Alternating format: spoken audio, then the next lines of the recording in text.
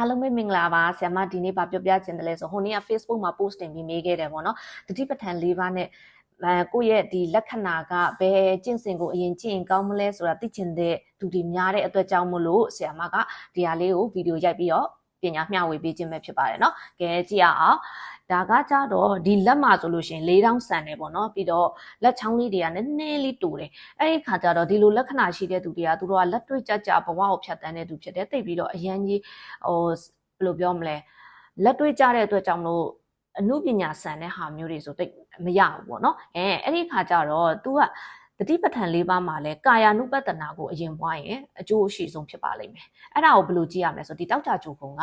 အင်အားကောင်းမယ်နောက်ပြီးရင်လက်ကနည်းနည်း၄တောင်းဆန်မယ်လက်ချောင်းလေးတွေနည်းနည်းပုမယ်ပေါ့နော်နောက်ပြီးတော့လက်ရဲ့ဒီအရေးအကြောင်းတွေကထင်ရှားနေမယ်အဲ့လိုမျိုးခွဲပြီးတော့ကြည့်လို့ရတယ်နောက်တစ်ခုကြည့်အောင်နော်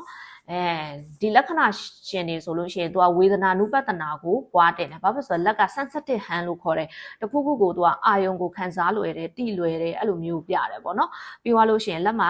အရေးအကြောင်းလေးတွေနည်းနည်းရှုပ်ထွေးတယ်အဲ့အတွက်ကြောင့်မလို့သူကခံစားချက်တွေဆိုလို့ရှိရင်ပေါ်လွယ်တယ်ဖြစ်လွယ်တယ်ခံစားရလွယ်တတ်တဲ့အတွက်ကြောင့်မလို့ဝေဒနာနုပတ္တနာဒီလိုလက္ခဏာရှင်တွေအတွက်သူကပထမဦးဆုံးပွားတင်တယ်ပေါ့နော်နောက်ပြောလို့ရှိရင်နောက်ဒါအဓိကတော့လက်ရဲ့ပုံစံကိုအရင်ရွေးရမှာပေါ့နော်ဒီမှာနောက်ပြီးရင်ဒီမှာလက်မကနည်းနည်းပုံပြတ်သွားလို့ပေါ့နော်ရိုက်တဲ့တဲမှာလက်မကသူကတောင့်တင်းပြီးအနောက်ကိုမလန်ဘူးပေါ့နော်နောက်ပြီးရင်ကြာတာပရိချိုခုံကအင်အားကောင်းနေမယ်ဒီလိုဖောင်းဖောင်းလေးဖြစ်နေမယ်ဆိုလို့ရှိရင်စိတ်တာနုပတ္တနာပွားတင်တယ်လက်ရဲ့ပုံစံ structure ကအရှိရကာယနုပတ္တနာနဲ့လည်းမတူဘူးเนาะဒါပေမဲ့ तू ကဝေဒနာနုပတ္တနာလိုမျိုးလဲဟိုဘယ်လိုပြောမလဲ sensitive ဖြစ်တဲ့အနေအထားမျိုးတွေမှာမရှိဘူးပေါ့နော်နောက်တစ်ခုပြမယ်ဒါကကြတော့ဓမ္မနုပတ္တနာပွားတင်တယ်ပေါ့နော်ဓမ္မနုပတ္တနာပွားတဲ့သူတွေကကြတော့သူတို့ကစိတ်ကူးစိတ်တန်အရန်ကောင်းတယ်ပေါ့နော်နောက်ပြီးရင်ဒီမှာကတော့သူ့ရဲ့ဦးကောင်းလန်းကြောင်းနည်းနည်းလေးဟိုဒီဘက်ကိုကိုွေးမစင်းလာဘူးပုံမှန်မှာတော့ဒီဦးကောင်းလန်းကြောင်းအောက်ကိုကိုွေးပြီးတော့ဆင်းလာမယ်ဓမ္မနုပတ္တနာပွားတင်တဲ့သူတွေကပြီးသွားလို့ရှိရင်လက်ရဲ့တိဆောက်ပုံပေါ့နော်တိဆောက်ပုံကဒီလိုပုံစံမျိုးလေးရှိနေမယ်လက်ချောင်းလေးတွေရှည်လျားမယ်ဒီလက်ရဲ့ပုံစံကဟိုဟာနဲ့မတူဘူးတခြားပုံစံတွေနဲ့မတူဘူးပေါ့နော်တော်တော်ရှားပါတယ်ဓမ္မနုပတ္တနာနဲ့ကိုက်ညီတယ်ဆိုတဲ့လက်ပုံကမျိုးကလေနောက်တစ်ခုသိစေချင်တာကဒီမှာပေါ့နော်ဒီလက္ခဏာဆိုလို့ရှိရင်ဒီလက္ခဏာနှစ်ခုစလုံးက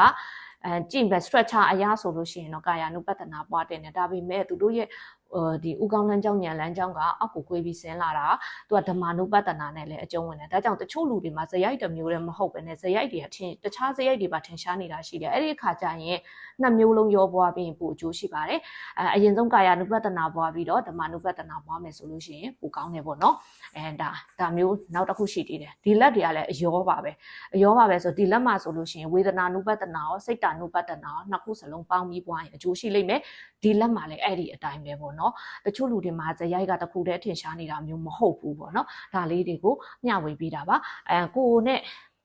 ကိုကတစ်ခုခုသိထားတဲ့အခါကျရင်ကို့အတွက်အကျိုးရှိမယ်ဆိုသုံးလို့ရပါတယ်နော်အားလုံးရှင်လန်းချမ်းမြေ့ကြပါစေ